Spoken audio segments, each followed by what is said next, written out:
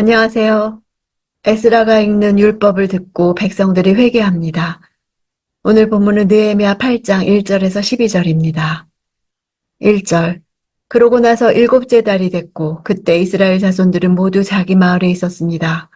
그때 모든 백성들이 물문 앞 광장에 일제히 모였습니다. 그러고는 학사 에스라에게 여호와께서 이스라엘에게 주신 모세의 율법책을 가져와 읽어달라고 했습니다. 8장부터는 내면의 개혁에 대한 것입니다. 바벨론에 의해 나라가 멸망되고 백성들이 포로되어 감으로써 마치 사라진 것처럼 보였던 이스라엘이 3차에 걸친 포로 귀환과 예루살렘 성벽 재건을 계기로 외형적으로 재건되었습니다. 이제 내면적 재건을 위해 모인 것입니다. 일제히 모였다는 것은 예루살렘에 거주하던 백성들은 물론이거니와 유다 땅 전역에 흩어져 거하던 백성들이 성벽 재건 공사를 통해 하나님에 대한 신앙이 고양되었을 뿐 아니라 민족적 연대의식이 더욱 커졌기 때문에 가능했을 것입니다. 이스라엘 달력으로 7월은 새해 정월입니다. 이스라엘이 7월에 지키는 절기가 세 가지가 있습니다. 나팔절과 대속죄일과 초막절입니다. 7월 1일에 새해를 알리는 나팔절, 7월 10일에 대속죄일, 7월 15일부터 일주일간 초막절이 진행됩니다. 느헤미야가 성벽 재건을 52일로 맞춘 것은 새해가 되기 전에 끝마치려 했던 것입니다. 에스라는 14년 전 2차 포로 귀환에 앞장선 사람으로 대제사장 집안의 16대 손입니다. 이스라엘 사람들이 100년 넘게 이방 국가에서 포로 생활을 하다 보니 그동안 태어난 2, 3세들은 바벨론과 페르시아의 세속적인 문화에 젖어 있어 하나님의 말씀인 율법책을 본 적이 없었습니다. 에스라는 모세의 율법을 연구하는 성경학자로서 성경 두루마리를 소장하고 있었습니다. 3절. 그러고는 물문 앞 광장에서 남녀와 알아들을 만한 모든 사람들에게 이른 아침부터 정오까지 율법을 큰 소리로 낭독했습니다. 그러자 모든 백성들이 그 율법책에 귀를 기울였습니다. 알아들을 만한 모든 백성들을 강조하는 것은 당시 일반적인 율법 교육은 남자들을 상대로 이루어졌는데 이러한 관습을 넘어섰음을 강조하는 것입니다.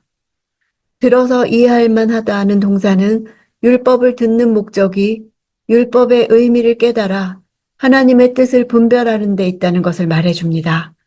모든 사람들은 이른 아침에 해가 떠올라 두루마리를 읽을 수 있을 때부터 해가 뜨거워져 견딜 수 없는 정오까지 6시간이 넘도록 말씀을 들었습니다. 4절. 학사 에스라는 그 행사를 위해 특별히 만든 높은 나무 강단에 서 있었습니다. 그 오른쪽에는 마띠다, 스마, 아나야, 우리야, hil기야, 마아세야가 서고 그 왼쪽에는 부다야, 미사엘, 말기야, 하숨, 하스바다나, 스가랴, 무슬람이 함께 있었습니다. 에스라 양옆에 서 있는 13명은 아마도 이 나팔절 성회를 준비한 지도자들이었을 것입니다. 그들의 이름들을 보면 여호와를 뜻하는 야와 하나님을 뜻하는 엘이 들어 있습니다. 하나님을 경외하는 사람들이었다는 것을 알 수 있습니다. 5절. 에스라가 백성들 위에 서서 그들이 보는 앞에서 그 책을 펼쳤습니다. 그가 책을 펴자 백성들이 다 일어났습니다. 일반적으로 유대인 사회에서는 랍비가 가르칠 때 앉아서 듣고 기도할 때 일어나는 것이 관례였습니다. 그들이 다 일어났다는 것은 하나님의 말씀을 경외하는 태도와 말씀에 대한 진지함과 갈망을 알 수 있습니다. 7절. 예수와 바니, 세레랴, 야민, 악굽, 사부대, 호디야, 마아세야, 그리다, 아사랴, 요사밧, 하난, 블라야와 레위 사람들이 거기 서 있는 백성들에게 율법을 설명해 주었습니다. 에스라를 돕는 레위인들의 명단이 나옵니다. 에스라 옆에 있던 13명의 명단과 레위인들의 명단이 샌드위치 구조를 이루면서 그 가운데 있는 중심 내용을 감싸고 있습니다. 중심에는 말씀과 예배가 있습니다.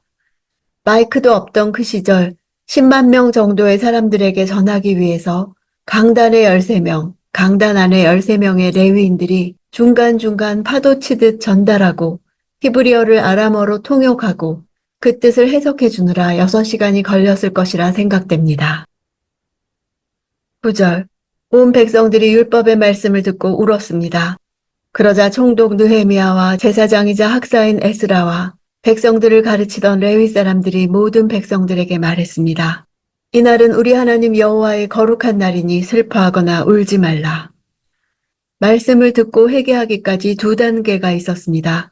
첫째, 그 뜻을 해석해주고 둘째, 깨달았습니다. 그들이 율법을 깨닫게 되자 통회하며 울었다고 했습니다. 말씀을 듣고 통회하며 울기 시작한 날은 나팔절이었습니다. 나팔절은 마지막 날 나팔 불며 예수께서 다시 오실 것을 알리는 날입니다. 10일이 지나면 욤키푸르, 대속죄일을 맞이합니다. 대속죄일은 이스라엘이 죄를 인정하는 날입니다. 말씀을 들은 백성들은 그날에 욤키푸르로 들어간 셈입니다. 그동안 하나님의 말씀대로 살지 못해 포로 생활의 수치로부터 돌아왔다는 것을 깨달았을 것입니다. 10절. 느헤미야가 그들에게 말했습니다.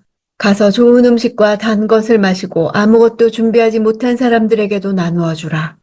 이날은 우리 주의 거룩한 날이니 슬퍼하지 말라. 여호와를 기뻐하는 것이 너의 힘이다. 하나님을 기뻐하는 것이 진정한 회개의 끝입니다. 이날은 새해 첫날 나팔절입니다. 새해 첫날을 하나님께 바치므로 그 밖의 모든 날도 하나님의 날임을 고백하는 날입니다.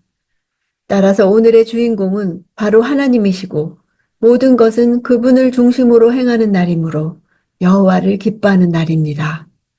여호와를 기뻐하는 것이 너의 힘이다 할 때 힘이란 단어는 피난처란 뜻이 있습니다. 여호와를 기뻐하는 것이 왜 힘이 되는가? 나팔절이 상징하는 예수께서 나팔 불며 심판하러 오시는 심판의 날에 여호와를 기뻐하는 사람에게는 여호와께서 피난처가 되어주시기 때문에 기뻐하는 것입니다. 12절. 그리하여 온 백성들이 가서 먹고 마시고 먹을 것을 나눠주며 큰 잔치를 벌였습니다. 자기들이 들은 말씀을 이제 깨달았기 때문입니다. 백성들이 자신들의 처소로 돌아가 큰 잔치를 벌인 근거는 바로 말씀을 듣고 깨달았기 때문입니다. 말씀을 듣고 깨달은 결과는 행동으로 나타나고 삶으로 나타납니다. 나팔절은 하나님과 자신의 관계를 성찰하는 날입니다. 참된 회개의 결과는 나의 죄인됨을 본 곳으로 계속 슬퍼하는 것이 아니라 그런 죄인을 용납해 주신 하나님으로 인해 기뻐하는 것입니다. 기뻐할 수 있는 것은 초점이 절망적인 나에게서 하나님께로 옮겨져 가기 때문입니다. 무엇이 해결되어서가 아니라 하나님 중심이 되니까 하나님 한 분만으로 기뻐할 수 있게 되는 것입니다. 우리가 하루하루 살아내야 하는 삶은 남들이 보기에는 대단하지 않은 삶일 수 있습니다. 그러나 날마다 말씀 앞으로 나아올 때 성령께서 그 뜻을 알려주시고 해석해 주시고 밝히 드러내 주셔서 회개와 기쁨과 회복이 날마다 있다면 우리 삶은 얼마나 풍성해질까요? 역으로 내게 회개와 기쁨과 회복이 없다면 말씀이 없는 것입니다. 말씀하시는 하나님과의 교제가 없는 것입니다. 고난이 있어도 날마다 말씀을 펴는 것을 볼 때 성령님은 홀로 두지 않으시고 하나님에 대해 알려주실 것입니다. 하나님의 말씀을 깨달아 알 때 안 것으로 그치지 않고 삶으로 나타날 것입니다. 오늘도 말씀을 깨달음으로 삶의 변화와 행동의 변화가 있을 것을 사모합니다.